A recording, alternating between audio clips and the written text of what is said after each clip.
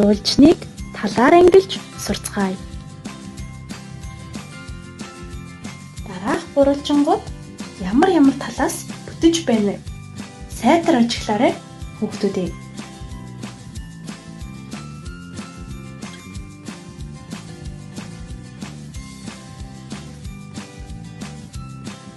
Ижил өнгөөр тэмдэглэсэн тал маань ижил хэмжээтэй гэдгийг ажиглахтай сайтар анхаараарай хүүхдүүдээ.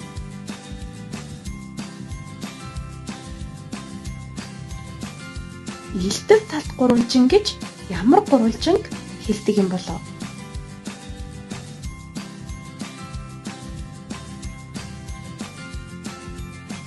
Гурван тал нь гурвуулаа өөр хэмжээтэй бол илдэв талт гурвалжин. Харин хоёр тал нь тэнцүү бол адил хажууд гурвалжин. Тэгвэл гурван тал нь гурвуулаа тэнцүү бол ямар гурвалжин бэ хүүхдүүдээ?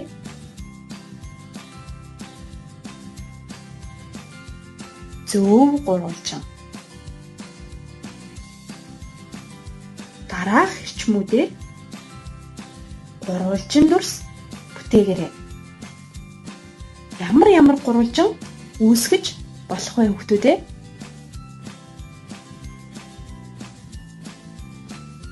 Эхний хэрчмүүдээс хоёр хэрчим ижил хэмжээтэй байна тийм үү? Тэгвэл хоёр тал нь тэнцүү ямар гурвалжин байдаг вүлээ? Адил хажууд. Гурван тал нь гурвуулаа тэнцүү хэрчмээс бүтсэн бол зөв гурвалжин. Харин гурвуулаа өөр хэмжээтэй бол илдэв талт гурвалжин. Тийм үү хүүхдүүдээ? Дараах хоёр гурвалжин ямар гурвалжин бэ хүүхдүүдээ?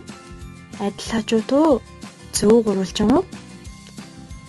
Адил хажууд гурвалжин маань хоёр тал нь тэнцүү тийм үү?